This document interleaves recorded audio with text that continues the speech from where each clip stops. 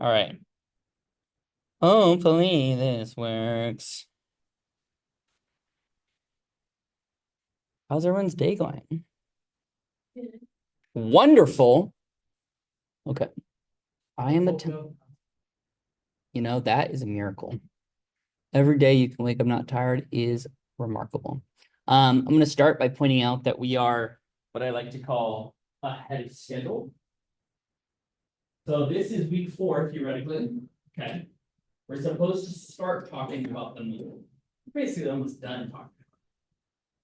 So you'll see, oh, wow. So if I'm reading ahead, which I am because I'm reading the book, absolutely, then you're ready. If we go ahead of the readings, that's okay. You'll notice we have this section called thermodynamics. Did we talk about it once in class? Like 3 minutes, right? That's what you're going to get. If you expect me to read from the book, you're in the wrong class. You will be expected to do all of the reading and understand it on your own and then use it. Right? Because you have the original, some of you have the original physics. And that's the stuff that we're going to lean on, right? But I'm not going to spend a class talking about how gravity works. I expect you to already know, right? Okay. So just because we run ahead right now doesn't mean that you're like, oh, I shouldn't read the sections that are coming up. So we're actually probably going to get into Venus today. And this section, this homework that we're gonna distribute on Thursday is gonna have all of the stuff from Mercury and the moon. It's mostly gonna be some group work. You're gonna do some crater counting. You're gonna figure out what's old and what's new. It'll be fun. Yeah. In 2 days. I will give you the next homework when this one is due. See that? Yeah, that's what I'm referring to. You're talking about the crater count for a new one? The first homework has no craters. Yeah. Homework 2 is going to have craters. And I'm going to give you images of the moon. And you're going to, your fingers. Yeah. Again, you want the turn physically. Yeah. So homework 2 is only going to be 1 week then? No, it should be. Oh, fuck. No, it's supposed to be every 2 weeks. I'll update that. Good catch, Dante. That's what we keep you around for. Okay. No, I mean, obviously other things too. But, oh shit, where's my cursor? All right. How's everyone's weekend? Coverage. What? Coverage. How many coverage are we? 2? Coverage. Nice weekend? Like on purpose it was a fight? Oh, yes, it's fine. Okay. I was like, I don't know if it was like in the parking lot of a Walmart or How's your weekend?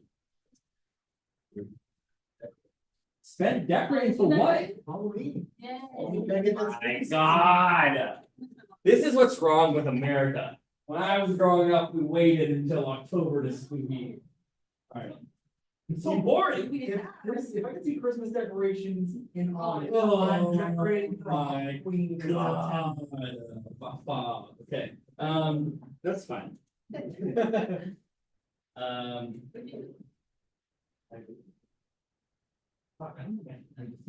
Dodger game?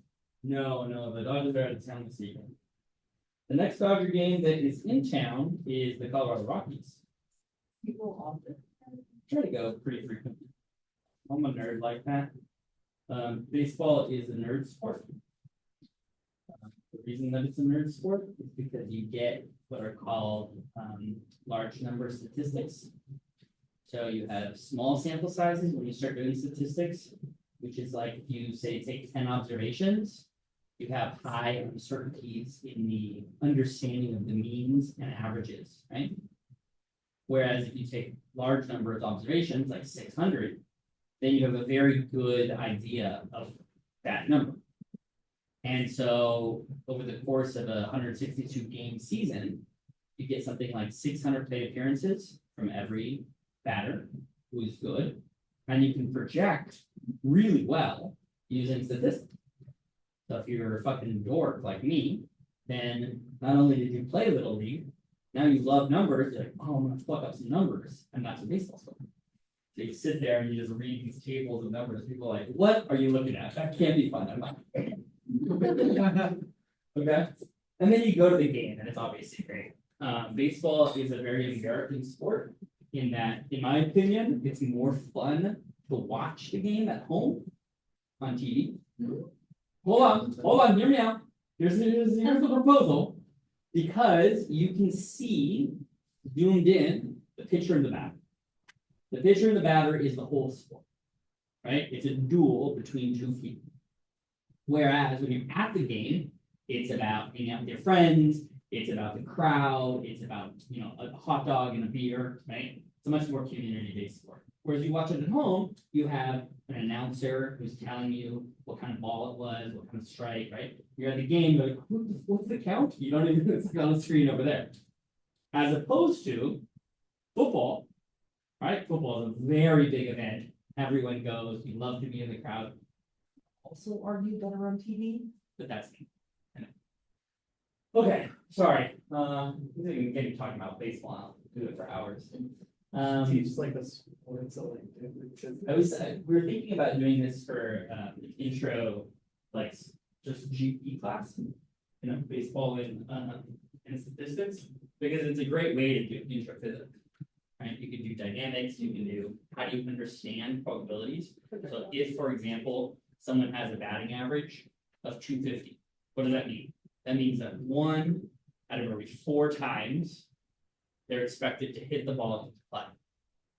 So now, you have 4 times they come up to bat. If the first 3 times they have not hit ball into play, what are the odds? How much money would you put on that 4th at bat them hitting the ball? 20 bucks. 20 bucks? That's it, but no money. No money, because you're not a bettor? I don't know how baseball works. Okay. Well, I'm asking about statistics. If I say you have a 1 in 4 chance to hit the ball, and the guy goes up there 4 times, and the first 3 times he doesn't hit the ball, what are the odds that he hits the ball on the 4th chance? Yeah, okay, why not too? You put 20 on it? I don't know, whatever, all in. All in? Oh my god, okay, I guess everyone needs this class. Let me ask you another question. Okay? Doctor says, I performed this surgery. It has a 50% chance of you dying. I've performed it 20 times. They've all lived. Do you want the surgery? They'll say yeah. Yes.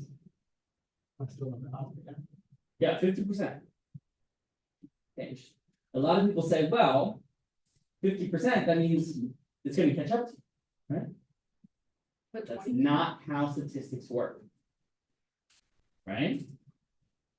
So we could do a whole class on statistics, and that's called math ethics too, where you learn how to interpret statistics and how to interpret probabilities. And you can do that with baseball and intro class. But the right answer is that it's still a 1 in quarter chance for that 4th time he comes up to play. So that's less than a 50-50 bet. I would put no money on it. I would never put money on something that doesn't pay me more than 50%. Because it's net loss. You do it every single time. Right? Now this is why you have money lines and everything like that. Okay, sorry, that was a 10-minute discourse on probability and statistics. Today we're going to finish our conversation about mercury and moon water. We'll talk about water in H2O form, both in the gas form, in mineral form, and in ices. We're going to talk then about Venus. We're going to talk about Venus as Earth's twin. We'll talk about the composition of Venus from what we understand. We'll talk about the prevalence of tectonics and volcanism, whether or not Venus is differentiated, and how you melt the inside of infant terrestrial planets with radioactivity. So we saw that really briefly when we talked about, they're melted, and we'll talk about the melting rates. But we'll just talk about what actually ends up happening to something like Venus. Because here's the very bottom part, which is really important. Water and organic molecules, those volatiles that we were talking about, how do those get lost? And then, of course, the bigger question, we see them now, how do they get replenished, right? What's this? This one? Venus? Sun. What is this? Transit, very good. Another way of saying this would be, this was the moon. Eclipse. What happens tonight? Eclipse. Eclipse, let's go! Amazing timing, Krismani. Okay, so tonight, when you look. Right. Pretty close. When does it go? Like the third? Look at the Maria Family Observatory. I have an S6. I saw it from the internet. I saw it. It's not really story. What? It's not really story. Yeah. Yeah. That's me. Yeah. Reposted. Oh, wait. Oh, I tagged her so she could repost it. Oh, I saw it on her story. yeah. I'm right. That's why I I want was my like, students Ross to posted. But because she posted. I sent it to her for her to repost. Uh-huh. She has like a more like, I'm a scientist, you know, like, and I'm like a. Okay, I'm like, all right, okay, so, this is Venus. And, really beautiful, you see this here? What's happening? It's starting to go up. No, here. That's like, it's atmosphere. It's its atmosphere. It's see the edge of the planet, or see the edge of the sun, right? And then boom, right? This point here is where it goes up around. And here you can't see the atmosphere. Why is that? No, it's sun bright. Okay, sorry, it's not as intuitive, right? But like if you imagine hot gas, cold gas, right? Hot gas is going to be brighter than cold gas, but no gas. This is hot. Simple. Cool. Okay, and so you can see there's a lot of things here. So I won't get you all. I'll try the best. But I think so there is a section here that normally when I talk about Mercury and the moon, I talk about tidal walking. And I really think that we're going to move this when we start talking about the satellites of Jupiter. Because when we talk about smaller bodies, it's really important to talk about tides on those bodies. So we're going to move that whole discussion. And so we'll talk about dynamics, we'll talk about tidal heating all together, all of those bodies together. Okay. Okay, I promised you one thing, and then I did it. And if I promise you another thing from last week's class, you can, and I'll do it. Here's Chloris Basin. Let me just get all the lights here because this is a really cool image. This is Chloris Basin. This is one of the largest impact features in the solar system. Mondo, 1,500 kilometers. That's big. Okay. So you see this fracturing in the center, right? So this is so big. This is the whole basin here, right? There's no defined like you see these ones in here. There's like a nice sharp wall, right? This is so big. It shocked the entire planet. I'm going to show you the antipode. Yeah. What do you miss? Small. No. Here. Yeah, this is another crater that hit later. Yeah. Yeah, it's pretty close, right? The center is here and this one's there. No. Sorry, it's this. See this edge here? I should have drawn a better circle. Maybe I'll draw that for the 23 or the Astro 1000 class. Okay, so big Mondo. So that's 1,500 kilometers in diameter. And after you punch into that thing, it's very similar to the Imbrium Basin on the moon, because now you have delivered such an enormous amount of energy that you get a lava, right? And so you fill this thing up with lava, and then the lava cools, and you get these cracks to this radial cracking. And then you'll also see all the way around, right? These types of fractures are from the cooling process. Okay. Planitia fossae, what is that? That's here, oh, sorry, Pantheon fossae, is a younger tectonic feature on the smooth plains. And Apollodorus is an impact crater that just happens to be near the center of the dome. There's the dome. There's ejected deposits. You can't see that in this picture. Well, you can kind of see it. You see these like little features that are going out. That's all ejected material. Okay. So I told you this was a mondo, one of the biggest, and it has antipodal features. Antipodal features is stuff on the other side. So you hit me on this side of my head, and I get a mark on the back. So here is the antipodal terrain. And that doesn't look that weird to you. That's okay. You're not an expert in Mercury geology yet. But this is weird. So this region is broken up into valleys and hills that are up to 2 kilometers high, and then smooth plains. And essentially what we think ended up happening here, you smack Flores Basin in the top of the head. Surface waves propagate through the crust and all the way through the core with shock waves, and you have this fractured terrain at the back, where you might have started off. Say, for example, this is a newer feature, obviously. Some of these features could have been newer, could have been older, but this was probably some sort of smooth-ish terrain. This is sort of what we see on the other side. If you just go back one. Come on now.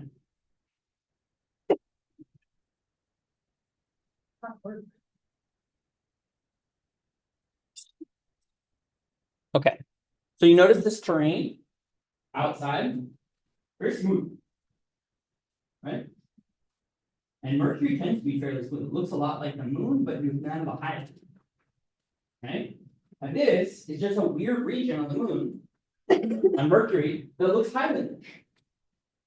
2 kilometer high, like valleys and mountains, and it's only found here. Only found in the opposite of Flores Basin.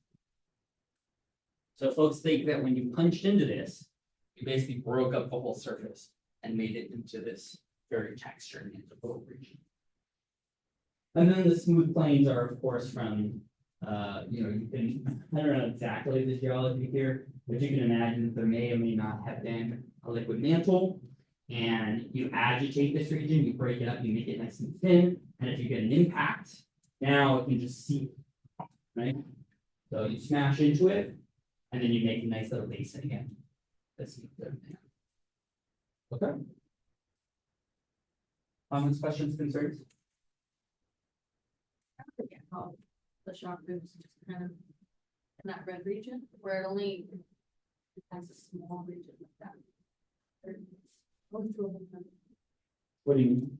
So you know how, yeah. Here. Mhm. Yeah, And so then- this one travels along the crust. These are your surface waves, S waves, right, as opposed to P waves. You remember the difference? Okay, so in seismology class, we're in our 2300 class. We talked about the difference between compressional and pressure, right? Yeah. Okay, so here we have surface waves. These are S waves. You remember which one's faster? S waves, right? And the P waves, the pressure waves going through the interior. Now these are huge, right? This is a big basin, right? This is a significant fraction of the entire crust. So the entire crust moves, right? And it presses, it distributes all of that energy. And what happens here is these ones are going in the opposite direction. They're traveling around the entire surface. Now, typically, what happens is they dissipate energy as they go. So as they press into a rock nearby, that rock presses into another rock, that rock presses into another rock, and those waves lose energy.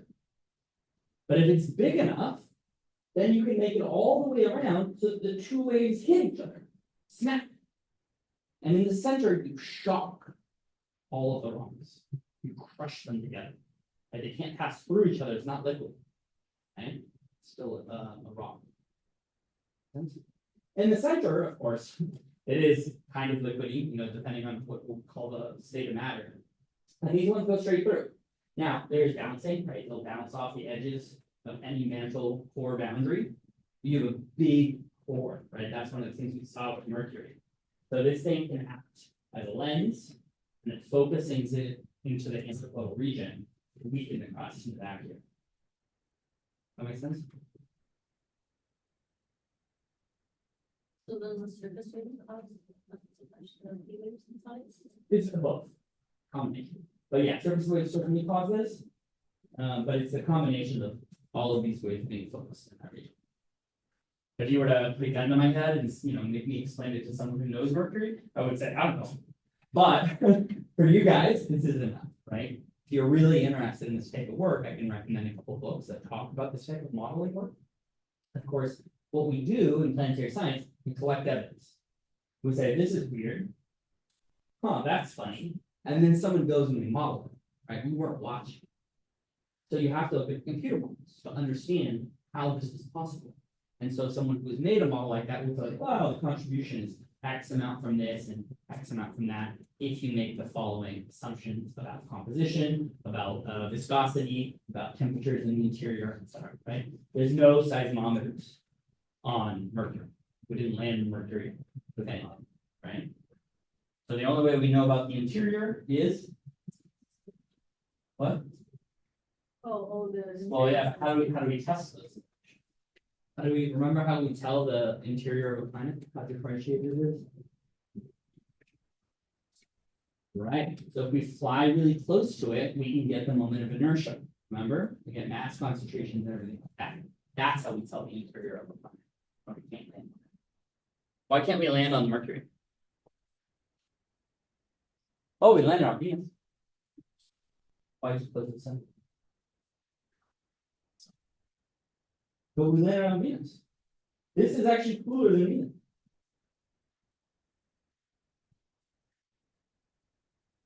What? What? Oh, we don't ever want to come back. We send it and this is on. And now we're gonna show you some Venus stuff. We land on Venus for 45 minutes. Melts, and we're like, this is 3 times longer than we thought it would. And we have spent, $500,000 and we're like, yay! Okay, but that's not why. This one is the last object. What that is. Not like the weird flower kind of one. Oh yeah, no, that's not as bad as this other aspect of the program. No, we can catch up to stuff. We sent Messenger went around it. Messenger was around it for a while, flying around it in orbit. All right. Little deviation, second deviation of the day. Oh wow, I'm really not getting fast in these. Okay. So there's a gravity well. Right. Here's us. Okay. Earth. Here's the moon. Okay, that's an M. So the potential goes like this, right? And we're sort of a deep gravity well, we're at the bottom of it. To get out of it, you have to use a rocket. Okay, by the time that you get to the moon, it's just a little gravity well. Right? And this is, of course, all in whose gravity well? So as we go here, you get Venus, and over here you get Mercury, and over here you have the sun, right? So this one is a deep one too. But hold on, let's do this right. Where the fuck is mine?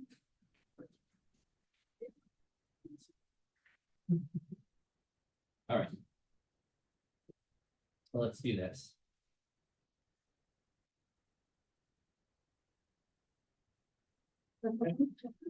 All right, so let's do this. So now you're beginning to understand, okay? And now I'm gonna put Earths in. Here's moons. Yeah, that's of course not to scale. Here's Venuses. Why it's hard to land on Venus. Here's Mercury. Okay, so what does this mean? If I take a rocket, and my rocket's gonna look like a goldfish on my tongue. Okay. Stop! I said don't make fun of me, you immediately make fun of me. Oh my god, so where you cancel. So if we want to go this way, okay, to go lower into the potential well, we have to change our energy, right? So to go from this position to this position is a change in energy, right? Delta E. Okay. So if we want to go to here, we have to bring fuel. You have to leave the Earth system, which takes fuel. And then to arrive at a planet, you now have to change your orbit again so that you can either match the velocity of the object that you're catching up to. So for Mercury, you have to speed up when you get there, right? And then for, say, Mars, you have to slow down, right? And we talk about those in the context of the idealized transfer. So let's say this is the Earth out here, and let's say this is Mars out here, and here's the sun, perfectly drawn as always.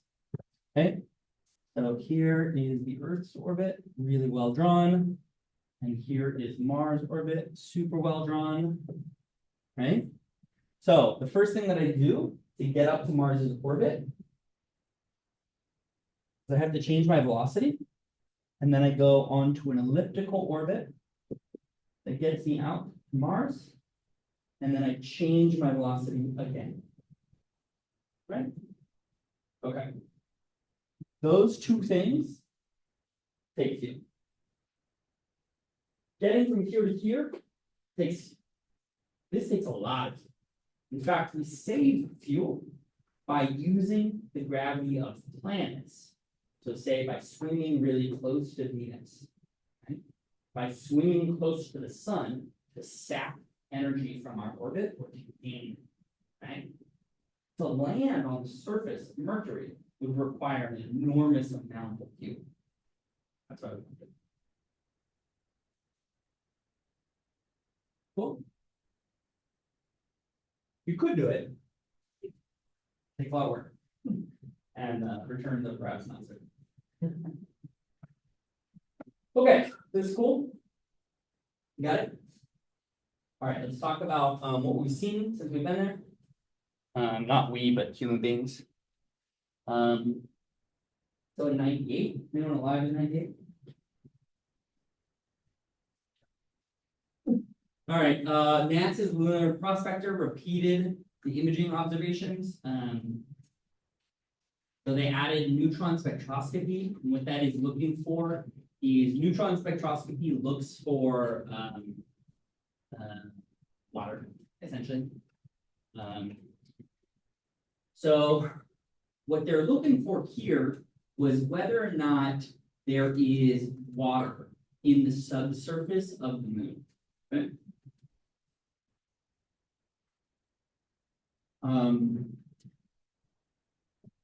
What you're looking for here is you're looking for low energy neutrons, which show you that there's hydrogen in ice. Does that make sense? Okay, so what's happening here? You have water. Okay. You have cosmic rays. You have radiation. Right, all around you, not radiation from like cesium, but radiation from high energy radiation that's pinging the ice.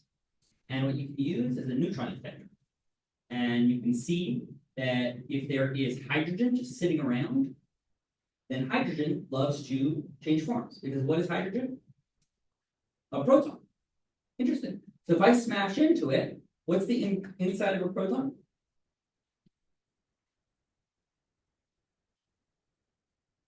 Two up, one down. What? Quarks. The inside of a proton is quarks. So if I can change one of those protons to a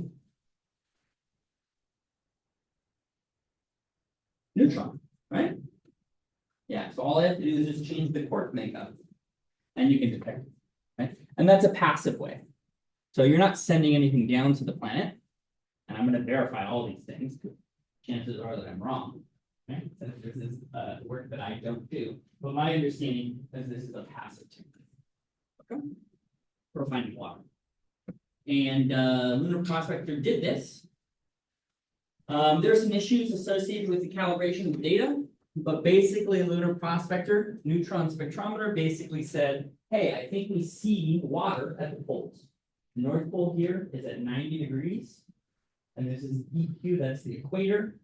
And he saw these two lumps that said, I think there is water in the subsurface of the moon. Okay. Arecibo, you guys know what that is? What? It was. Well, place still exists. Ever watched Contact, Jodie Foster? Yeah? Oh my god, David canceled. Alright, homework for David only, just to watch Contact tonight. Okay, and there's a very famous thing where they're using radio observatories. Right? So Arecibo is a radio observatory. It's a big one. You guys know where it is? Didn't you?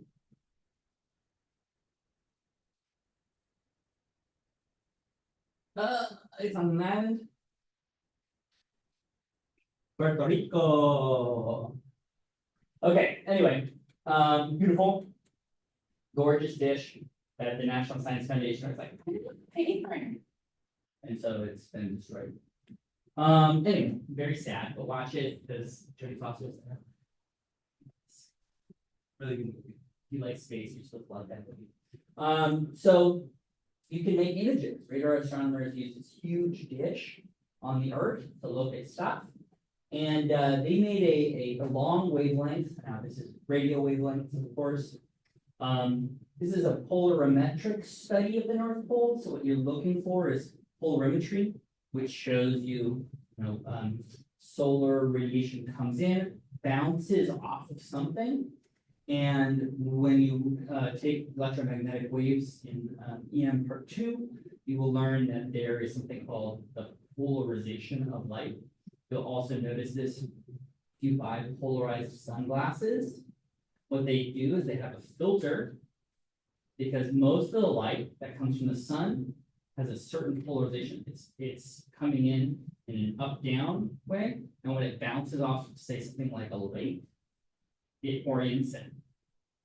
So you put on polarized glasses, and suddenly you can see through the water, even though before you could only see the surface. That has to do with polarization. So what you can do is you can study how light bouncing off of an object retains the signature of that bounce, right? And they showed on Mercury, in the North Pole of Mercury, that there were perpetually shattered craters that were very reflective. So here you have a radar reflectivity. This is basically saying I get a lot of bounce from this region. Now radar is kind of a funny thing. You don't have an intuition for radar as a form of light. I promise you. Or maybe you do. I don't know who said it before. When you look at something, there's my hand, right? Who's on my screen?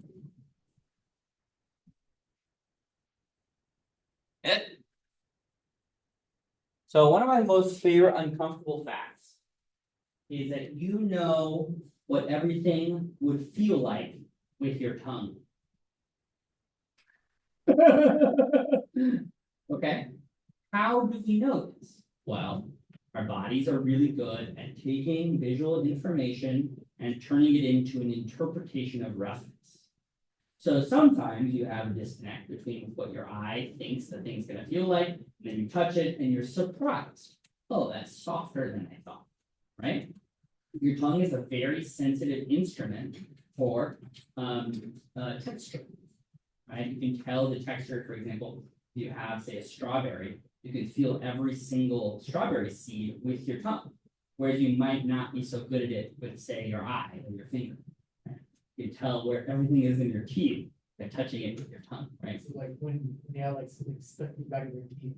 Yeah, right? You can find it really easily. Where the fuck is it? You know? Okay. So let me ask you a question. You have this surface here, the whiteboard, and this surface here, which is smoothing. Oh, I was too fast. Okay, why? It's more reflective. what is the difference between a mirror and this?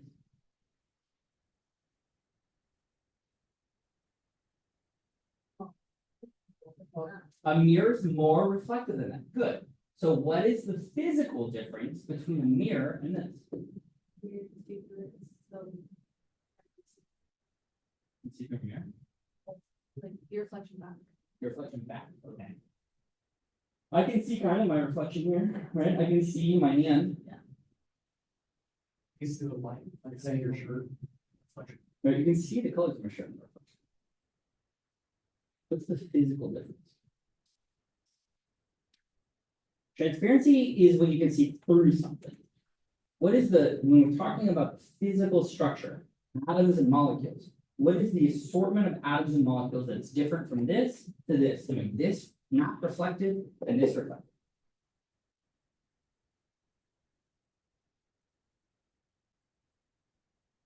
Oh, good. What does that mean?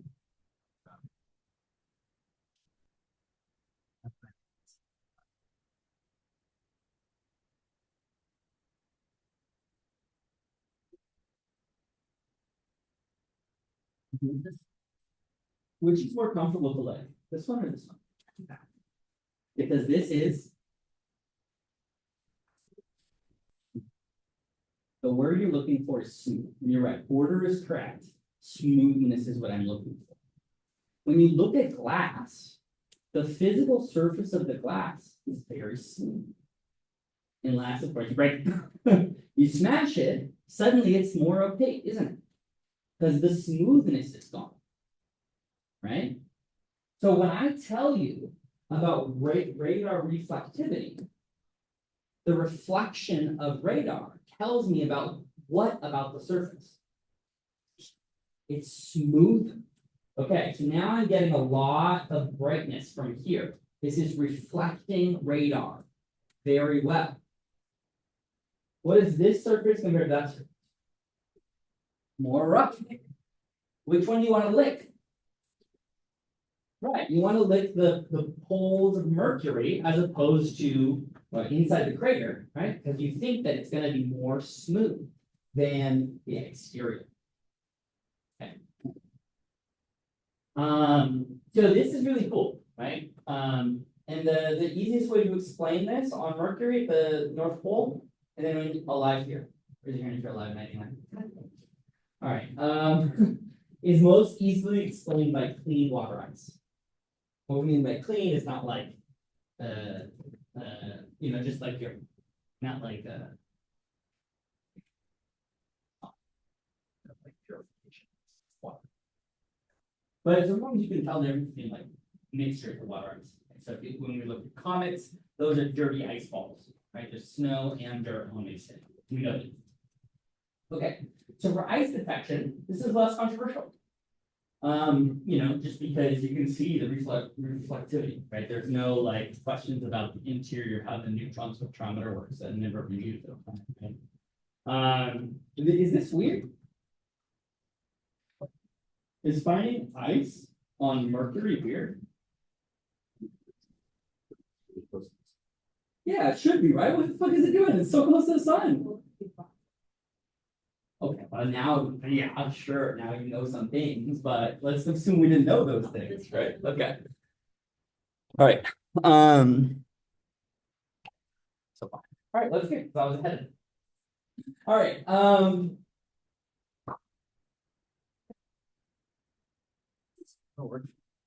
think so. All right, there we go. So Arecibo, that's the radar observatory. They tried to confirm the lunar prospector results. They found there wasn't surface ice in the moon's polar craters. And JAXA, which is the Japanese Space Agency, and NASA's Lunar Reconnaissance Orbiter satellites have also confirmed this. Okay? So the issue there with Clementine and Prospector is that there's some steep illumination angles. Some issues where you're trying something out for the first time, you don't have what's called high heritage. So what that means is that if you've used it in a number of places, you understand what the drawbacks are of the instrument. If you're using it for the first time on a new planet, you may not understand the caveats, right? And so look at this one here. This is a radar image of the moon's south pole. Pretty cool, right? Nice texture. Looks like the visible image, but it's not. So you see in here some nice texture. Can't see the crater walls or the crater floors. Those of course should be smoother and then brighter. Right, to be very reflective. Makes sense? Now look at that crater wall over there. Super reflective. Hard to see. Cool.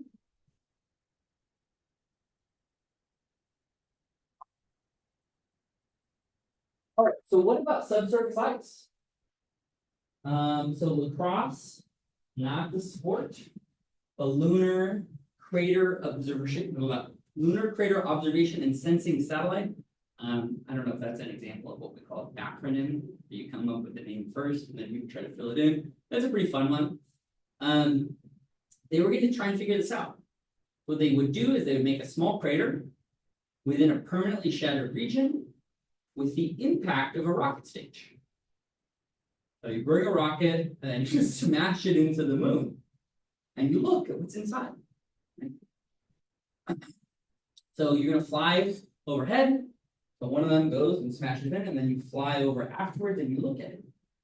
What did you just uncover? Remember we said it punches into the surface and it shows you the subsurface, right? So here you have this yellow, this is the topography, and the yellow is showing you the yellow is the permanent shadow. Blue is the neutron signal. So this is the place where we think there's subsurface water, not like water ice in the crater. So let's contrast these for a second, right? The claim by Clementine and Lunar Prospector was subsurface water. Arecibo showed there's no clear water ice in those craters. And Lacrosse is trying to figure out whether or not, like in Mercury, we saw that the craters are just filled with water. But ice, right? This is subsurface. So the question is, if I punch in, am I going to see any of that exposed water? Right? So they're going to look here. They're going to look for a place that supposedly the neutron signal is strong. See the dark blue there? Right? And the red dot is where we're going to smash into it. Okay? Simple? Okay. So the results, I don't have the picture, I guess I should put a trend that would have been prettier. Is that water ice is present. 50 liters of water per ton. Is that a lot? How much is a liter of water?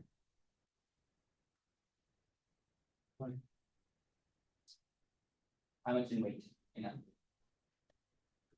I said ton, so ton is a mass, right?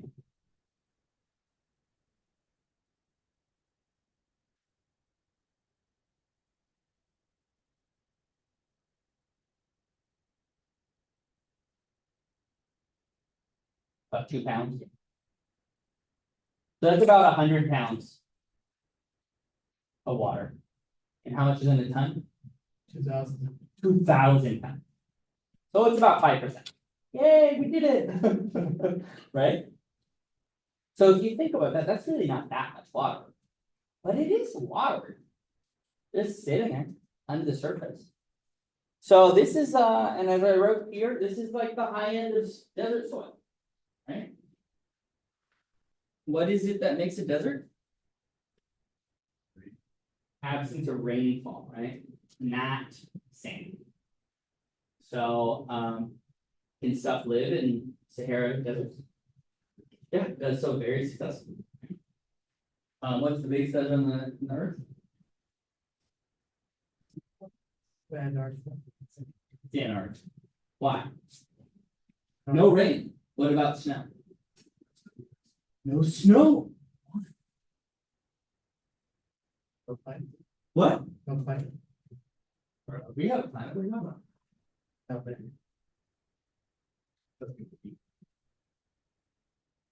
We'll show why when we get to the atmosphere. Yes. So there is a strong zonal wind that precludes water from making it that south. Because in the northern hemisphere, there are clouds. over the pole. But versus one man instead. Okay. We'll talk about that later. So this is high end of water content. Really dry desert, but not zero. And the molecular hydrogen here, and this is by mass, but of course the majority of the mass in H2O is O. O is the big one. What's the mass here? What's the mass here? 2. Very good. So H2 compared to, right, if you do these math, this is a lot of H2. Why do we like molecular hydrogen?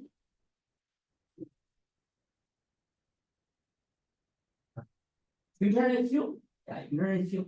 You can use the H, and there is an abundance of O in the minerals that are found in the surface, and you just add them together with electrolysis. You can make water. Electrolysis. We have H and O. Okay. There's other volatiles there too. There's CO. Calcium, magnesium, and mercury. You may think to yourself, those are not volatiles. They are. And the reason that we call them volatiles compared to, for example, iron, is just about their melting points. So something, for example, like calcium and magnesium are going to melt faster than iron. Okay. We'll talk about why that is. We can talk about the loss of volatiles, say, in a very so this is less water than was claimed by those 2 earlier results, but is consistent with the Arecibo radar observation, right? They didn't see any surface ice in the bottom of these craters. It's all in the subsurface, right? So what's interesting about this is that you can constrain models of the delivery. How did you get this stuff to these crater floors and under the surface, right? If you look at the entire permanently shaded region of the moon, it's like one large municipal water tower. Now, that's good. You know, if you think about every pound, 1 pound that you send into space, the cost is about $1 million if you have a manned or a crewed mission. So if you send it up with people, it's about $1 million per kilogram. It's coming down with reusable launch vehicles. But any pound that you don't have to bring to space that you can use there is $1. Okay, now that means that we have to tear up the moon. I don't know if that's ethical, whatever. We'll talk about that later.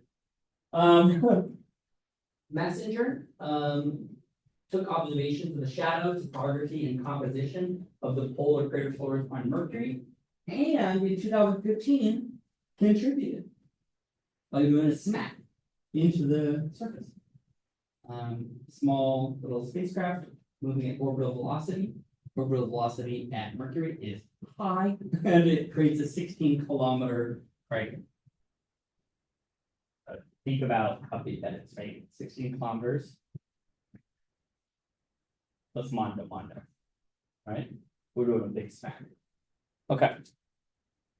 Oops.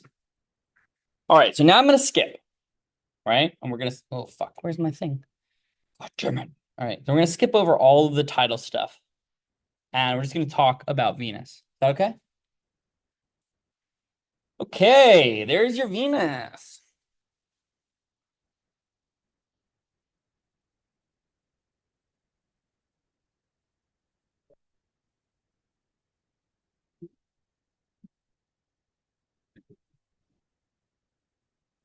Let's see if it's on my thing here.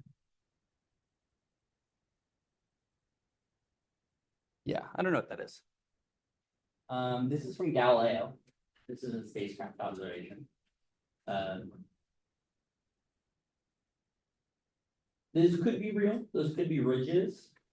2 things that we're going to learn about Venus when we talk about the atmosphere is that it is moving very fast at the top, and it has a strong day-to-night flow. We'll talk about that when we talk about the atmosphere as a whole. But let's first talk about the planet In this picture, you cannot see the surface, so we're gonna go below the surface and we're gonna put spacecraft data there. Who's bigger, the Earth or the Venus? Okay. Do we think that was always the case?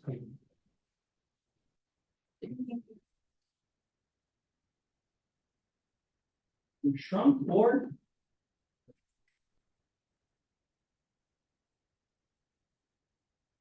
Can Earth grow? Guess we'll find out. Hold on to that thought. Okay. So, Earth is about 20% larger in mass. But look at those right now. Smack dab very max, right? Very close. Density of Venus? Oh, what's making? Wait, no. What does mafic mean? Very good. Okay. So these are like not silicate-rich planets, right? So we're talking about 3.5 versus like 5 grams per cubic centimeter. Look at that. What's that bad boy right there?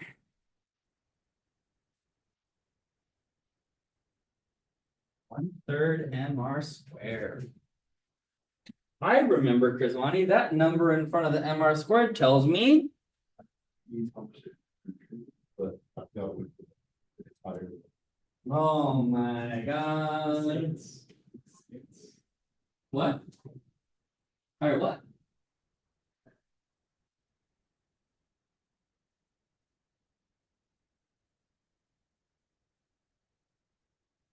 And differentiate it? So we had some examples, right? And the example that we used where all the material is at the edge in the shell and nothing in the center, that number was Small. like 0.6. 6. 2/3. Okay. So smaller the number, the more concentrated the material. So Venus is very concentrated. But I don't know that we should ever use the word very. So very we should drop from our scientific nomenclature because it doesn't have a level of specificity that I think we're thinking about, right? Because if we think about like, what does it mean that it's very concentrated compared to what? Right? So we could say that this is certainly differentiated. Because when we did our example of the central, the linearly decreasing density, we saw that it was some number. So I could say this is bigger or smaller than that number, right? And that would be a better way to like talk about it. Since none of you remember, you're gonna tell me on Thursday, right? Because that's when you're gonna turn in the homework that has an MR squared problem that you've all done. Yep. Albedo, high or low? Low? That's high. 67 what? 67%. So what am I thinking about when I think about the word albedo? Reflection. Reflection. And specifically what? What's being reflected? What? From the sun. So this is 67% of the light that hits the top of the Venus. It comes back. 67%. What was the moon? 12. Yeah, this is like 5 times brighter than the moon. Why is Venus the evening star? Why is Venus Aphrodite? Why is Venus the goddess of beauty? It's fucking beautiful. It's super good at reflecting sunlight, right? Okay. It's closer. Bummer. Not very much orbital eccentricity though, right? So pretty circular orbit. We got some issues here. So we have 2 different things. We have the revolution period and the rotation period. What are these mean?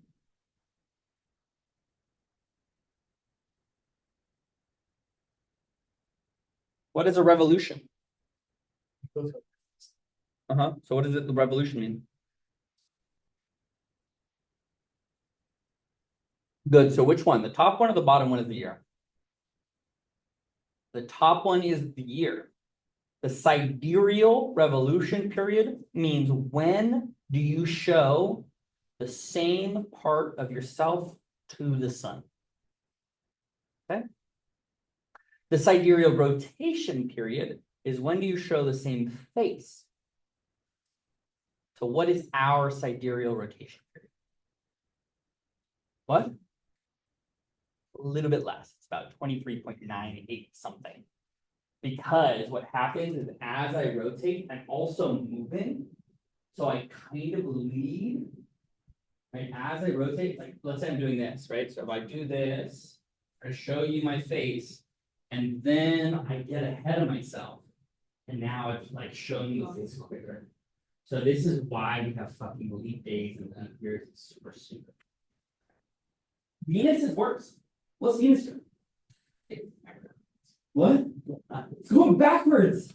This is drunk. And what's the other thing? It takes longer than its own, orbital, or excuse me, that's a failure, sidereal revolution. Yeah. So say that in a language that you can explain to your mom. Basically, it's like rotating as long as it's slow around turn. Or a bunch of stuff.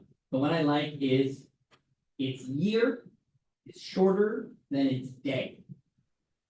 And it's going backwards. Stronger. Now, if you're from Venus, you're like, no, you're all fucking stupid because north doesn't mean shit. So you're all going backwards. Right? But no one's from Venus. Despite what the song said. Okay.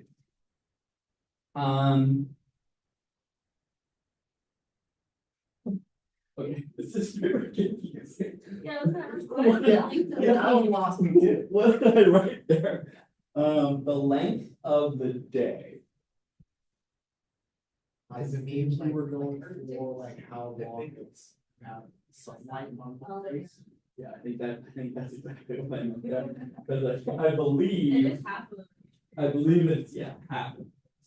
Minus, there's a calculation there. This is just from the JPL fact sheet, so this is not for me. I didn't calculate that shit. All right, magnetic field. What does the magnetic field tell us?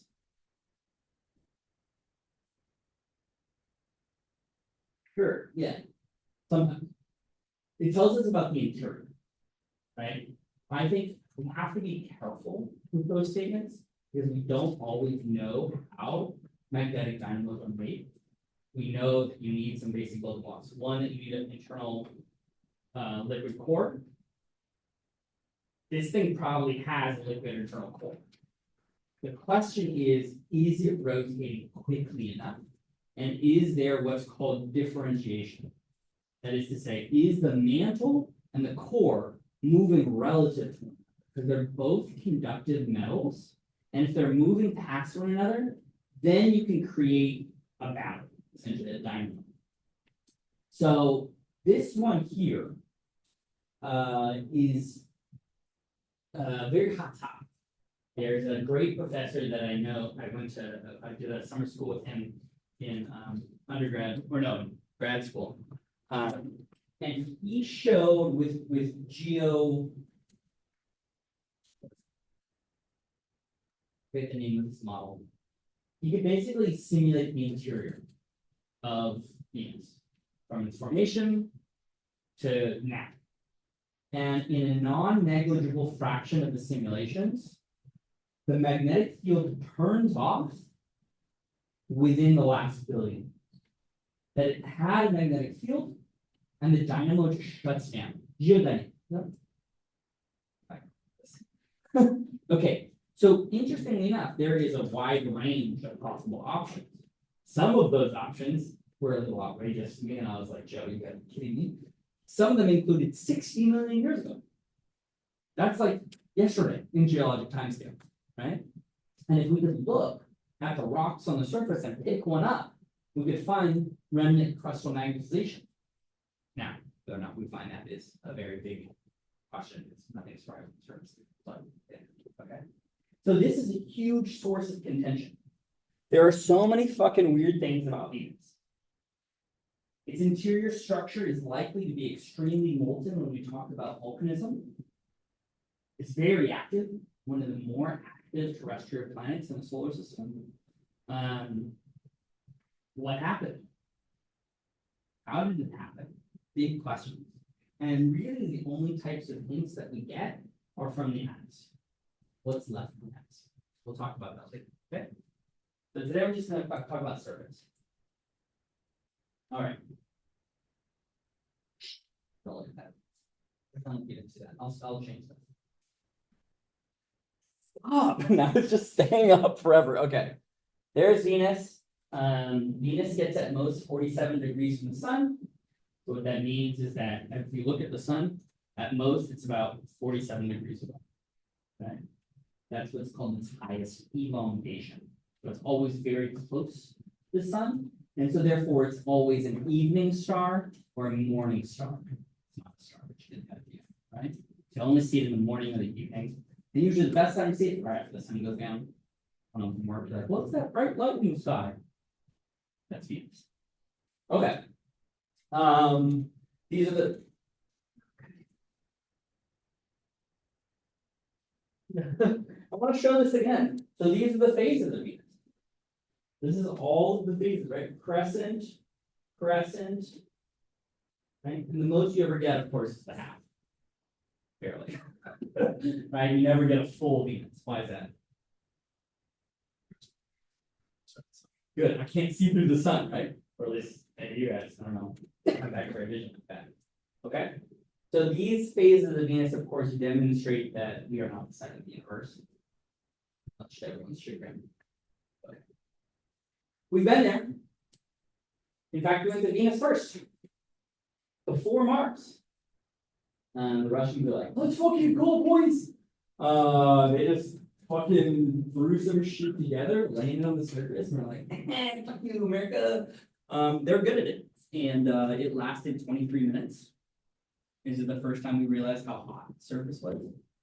Well, exactly how hot. I mean, obviously, ahead of time, science was very good. So there have been 25 successful visits between Mariner 2, which was a flyby, and Venus Express. I should put the date there. It's dead. And then there's a bunch of failures, and there's actually a really great. Maybe I'll show a picture of that on Thursday. It shows like all of the successes and failures from all the different markets. So the Venera is the Russian word for Venus, and it's just Venus 7, Venus 9. Sputnik, you guys know what Sputnik is? First satellite. And then the first images retrieved from the surface of the planet outside of the Venera 9. Let's have a look at this next picture. All right, this was already that's here. I'll update this right there. We've got a nice color. And I'll show you how they did that for Venus. But look, there's rocks. What does that look like? Turn your head.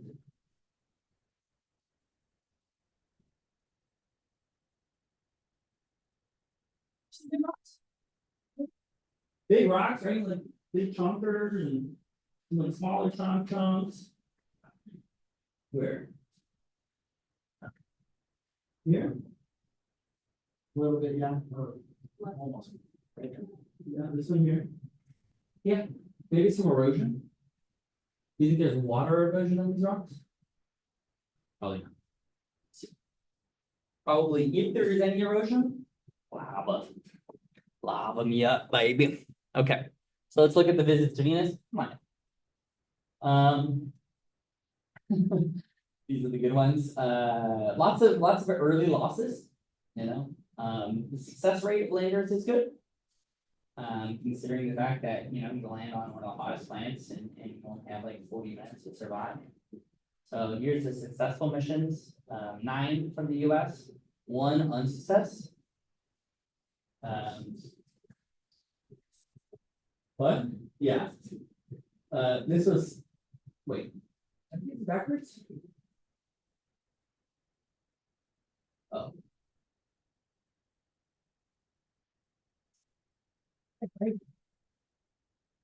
This is not updated, I just copied. They this meant twice. like backwards within the row, because it would have been the same. Yeah. No, this is a different one. Wait for me to update this. The European Union has never landed. The Japanese Space Agency, what? Well, so it's kind of funny. I don't know, I need to update this. Basically, they flew by, they were supposed to, we were talking about changing the orbit. They missed. And they swung by and missed. And they've just been in orbit from the sun. So I think they were supposed to reinsert, and I believe they did. I know that they got observations, the Atatsuki. Let me update this slide. Fuck this slide. It's bad and down. Okay, here's the composition of the surface. So what they would do is they landed on the surface. Yeah, 5 of the Venera landers. So it's obviously incorrect. 15 successfully. Maybe I wrote this wrong. Okay, I wrote this wrong. 10 total. 15 succeeded, 15 failed. There we go. Now I'm understanding. They landed 1 successfully. They never missed. They haven't successfully. They're maybe missing 1. Okay. So 15 successful missions, including 10 retrieved from the surface, from the Venera and Vega missions. Okay. So this is Venera data we have on the right hand side. And Venera 8 can treat composition. So the way you do that is that you basically have a spectrometer, Raman spectrometer, and you bounce it off of the material, and then you look at the mineral components. And the minerals have spectrum, right? They absorb more at certain wavelengths, and they absorb less at certain. And then you can compare those spectrums to rocks that we can create on Earth, right? Not create, but find. We can create mineral structures and test them in the labs. And Venera 8 has a composition that looks pulsing. Granitic. What was granitic rock? Where is granite made?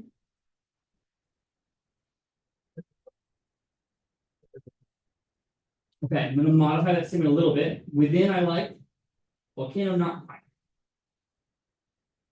What? Volcanic is like the igneous rock, the plutonic rock, right? It's coming out, extrusion, as opposed to granitic, which is formed sort of under in the mantle, and it pops out. And so, like for example, you had the sedimentary rock, which is layered, and then the granitic rock. I'm thinking just about Colorado.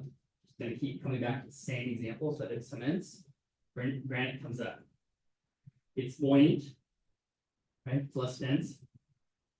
It's like iceberg. So we put an ice cube at the bottom of your cup, and then it froze, and then it came up, right? That's granite. Demo. And so some of them look granitic, and some of them are mafic. What did we say based on the density? Yeah, 5 point something, and mafic seemed right? You just got that, and you landed. Oh, there it is. Okay, good. That's great. Right. All right. And so we got a bunch of stuff, and some of them came from Venera 13 and 14, which landed in the Highlands. This place called Beta Regio, and they like drilled into the rock. You have 40 minutes. You better be quick. And then you can, after you drill into the rock, you expose the interior of the rock, and you use your spectrometer, and you find out what the rock was made of. We do this on Mars all the time.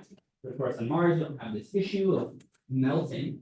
So they drive around with a rover, they pick up a rock they like, they shoot it with a laser, or they drill into it, they take a core sample, they pull it out, and they look at the what are they doing there? Okay. So interestingly enough, this is not quite like the lunar Mare results. They have alkaline basalt. What does alkaline mean? Excuse me? So. Yeah. What does alkaline mean when you think of it like?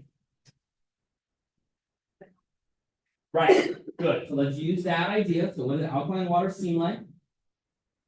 It's in contrast to what? pH, yeah, pH. You have two different parts of the pH, right? What is the one side? Acidic and Basic. basic. And which side is alkaline? Right, this side. Right? So you're talking about power hydrogen, right? And similarly, these basalts, look more similar to mid-ocean ridges. What? Does that make any sense? No, no, and yes. So mid-ocean ridges on Earth are formed by what?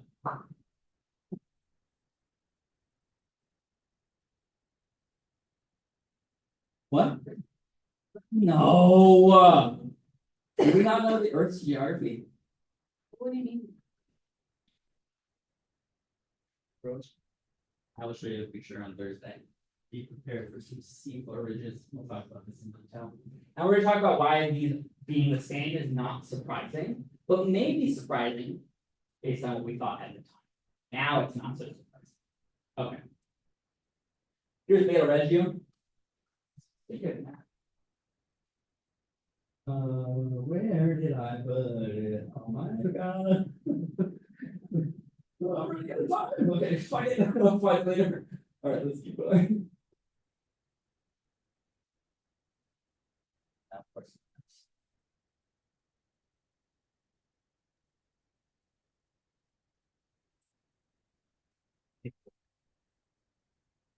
Oh, it's a book.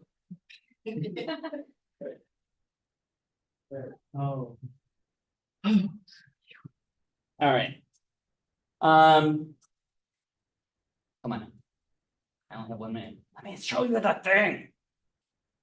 All right, Dave. So you have to use cloud penetrating radars. So NASA Magellan was the first one that used radar to look below the clouds. Just thick. We'll talk about that later. Venus Express did it too.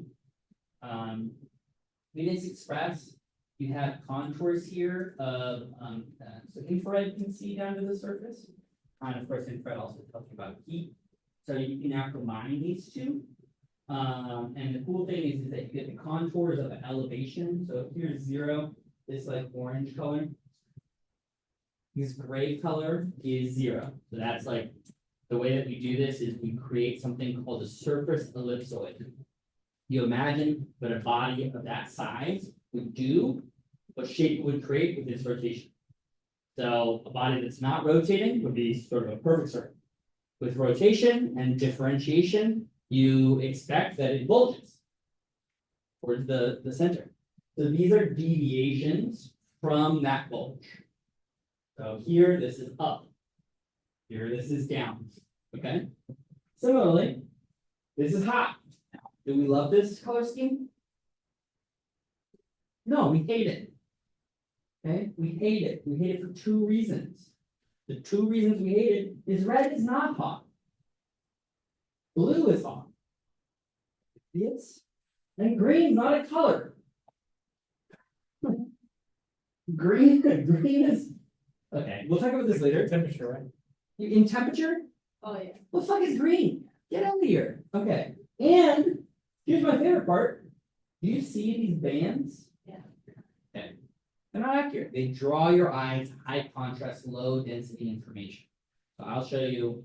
Okay, I'm sure we're not gonna make progress. Okay. But let me just talk to you what we're seeing. So when you start to interpret this data, you see, oh, hot, red. Nice hot red, low.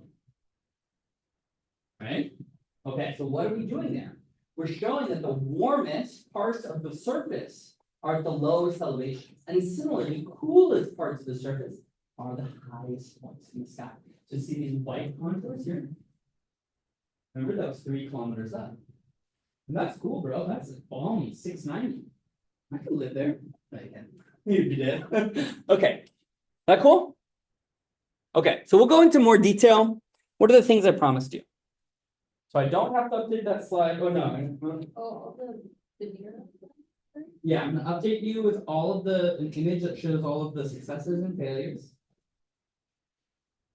I'm gonna show you the scientific communication about why we hate this color scheme, but you're gonna see it constantly. Fucking idiots don't know how to not do it. Oh, the Venus rivers. Okay, cool. And what? Oh, and mid-ocean bridges. Failure. And you're gonna turn in the homework on Thursday.